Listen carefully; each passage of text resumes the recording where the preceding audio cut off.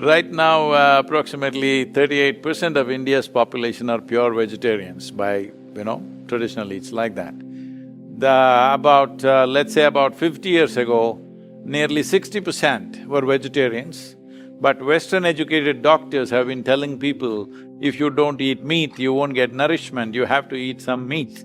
So, because of that, some meat has come in, but still in India, meat eating is not like how it's in the West. It is only a side dish. Even for non-vegetarian people, it's only a side dish. But why vegetarianism is… You see, if your survival is under threat, your entire life is about survival. Once survival is taken care of, now you wonder, what is this all about? Because when survival is in question, it looks like when your survival is fulfilled, everything is going to be great. But once survival is taken care of, you realize that is not the truth. Your life is longing for something else. So survival was very simple and easy, it was a rich land, people survived well. Because of that, they started looking inward and it started developing various things, and one important thing is, nearly 70% of the country's population was always actively spiritual. Turning inward was an important part of life. Because of this, when they turned inward, they realized that what they eat matters. If you just want to be all beefy brawn, then you can eat lot of meat and just grow muscles and fight with each other. But if you're looking at how to become sensitive to life, how to become perceptive, how to be able to perceive things beyond what is considered normal perception, then what you put into the system becomes very important. So what is it that passes through the system with least amount of resistance, with least amount of struggle in the body? So to put this into perspective, let me put it this way. See, if you eat raw meat, for example, in the human system, compared to carnivorous animals, in all the carnivorous animals, the length of the alimentary canal is only 3 times the length of its body approximately. In all the herbivores, the length of the alimentary canal is 5 to 6 times the length of the body. So in a human being, it could be anywhere between 24 to 28 or 30 feet, which is nearly 5 to 6 times the length of our body. In this kind of alimentary canal, if you put meat, it will travel through this very, very slowly. Approximately, raw meat would take 70 to 72 hours to pass through the system. If you put cooked meat, it will take 50 to 52 hours to pass through the system. If you put cooked vegetable meals, it will take anywhere between 24 to 30 hours to pass through the system. If you put raw vegetables into the system, it will take 12 to 15 hours to pass through the system. If you put fruit into the system, it will take 1.5 to 3 hours to pass through the system. So, we started recognizing what is that food which happens in the body with least amount of residue, least amount of impurities, and passes through the system very quickly, because in yoga this is an important thing, we all manage this even now. If we eat anything, within 2.5 hours we must be hungry, our stomach must be empty. But we won't eat. Stomach is empty, but we're energetic, so we don't eat. So generally, here in the yoga center, everybody does only 2 meals. 10 in the morning, 7 in the evening, that's it. I do only 1 meal most of the days. If I'm traveling, I may do something else a little bit, but otherwise generally if I am home, I do only 1 meal. So is that in the morning or the evening? I'm just curious. Generally for me it is 4:35 in the evening. It'll keep me going the entire 24 hours. It's not like a rule, it is just that is the need. So suppose there is a lot of physical activity on a certain day, then you may eat a small breakfast or you may eat a fruit or something like that. Food is not to be made into a philosophy or a kind of a religious process. Food is the requirement of the body. If we watch the body with what sort of food the body is most happy, body is most at ease, you will naturally notice vegetarian or plant-based food, body is most comfortable and is at ease. It is flexible, it is at ease, it has less to process on a daily basis. So, naturally, those who observed the nature of their own bodies naturally became vegetarian. When survival was a question, hunting and eating whatever you kill was a natural process. But once society settled down, they could grow what they want as they observed themselves more and more, and life became not about survival, but about enhancing one's life to higher levels of perception and experience. Then turning vegetarian will naturally become…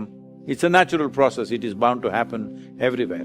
Tips for new vegetarians. 1. Don't feel pressure to label yourself. There are so many different dietary labels out there: vegan, plant-based, pescatarian, omnivore, vegetarian, etc. But you really don't need to label yourself if you would prefer not to. I'm certainly not going to police your diet, and nobody else should either. Just because vegetarians generally continue to eat both dairy and eggs, you are more than welcome to give up one or other of those two if you want to. You can eat a mostly plant-based diet but still eat honey if you like. If you want to eat 99% vegetarian with the occasional piece of fish, nobody has the right to tell you not to, as long as you are comfortable with what you are eating. That's all that matters. 2. Make changes at your own pace. The all or nothing attitude can sometimes actually get in the way of making any progress at all. Even if you are not ready to start eating 100% vegetarian all in one go, that doesn't mean you can't start taking small steps towards reducing your meat consumption. There are all sorts of different ways you can start to make changes. Implement Meatless Monday, where you start with just one vegetarian day each week. Give up one meat at a time. Perhaps start by just avoiding red meat, but still eating chicken and fish, then moving on to the next meat when you are ready. Eat vegetarian Monday to Friday, but still have meat at the weekend. Make sure you eat vegetarian breakfasts and lunches, but still have a piece of meat at dinner time. Decide there will be certain meals you will always make veggie, but not others. For example, you love vegetarian pizza but still want to eat chicken curry. However, you choose to start reducing your meat intake. Make sure you are doing it at your own pace. Your vegetarian diet is far more likely to stick if you are feeling comfortable with the changes rather than feeling forced to have a total diet upheaval in one go. 3. Start with what you already eat. Even if you are a real meat lover, chances are you already eat all sorts of vegetarian meals: vegetable soup, margherita pizza, beans on toast, scrambled eggs, tomato pasta. Keeping a few of these familiar dishes on your menu can help you to feel like not so much has changed. Plus, there will be many more meals in your current diet that can easily be made vegetarian with just a few simple changes. Don't feel that you suddenly need to be eating exotic meals filled with bizarre vegetarian ingredients. It's perfectly possible to make a great vegetarian curry, vegetarian burgers, vegetarian meatballs, etc. without too much effort. 4. Don't be afraid of using meat substitutes.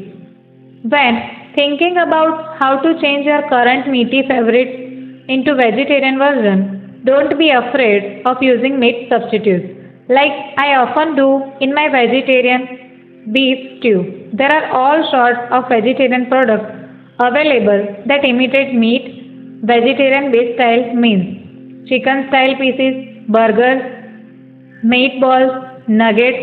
Sometimes all it takes is a straightforward swap, and you can enjoy the meat-free version of your favorite dinner with no extra effort at all. If you are not keen on the first meat substitute, you try. Don't let it put you off trying other kinds. Some brands and products are better than others. Some don't actually taste much like meat at all and are simply designed to be cooked in the same way, whereas others are scarily realistic. So keep trying until you find one that works for you. I don't really want to comment on which brands are most meat-like, as it's been 20 years since I ate meat, and I'm not really qualified to say. 5. That says meat substitutes aren't for everybody. While meat substitutes can work really well to ease you into vegetarianism with meals you are already familiar with, they don't work for everybody. If you are an ardent steak lover who's choosing to become vegetarian for environmental or health reasons, chances are vegetarian imitation steak is just going to leave you disappointed. Luckily, there are a million other kind of vegetarian proteins, so you certainly don't need to eat processed meat substitutes if you would prefer not to. Beans, chickpeas, lentils, tofu, eggs, cheese, nuts, seeds, they are all great vegetarian forms of protein that you'll learn to love in their own right.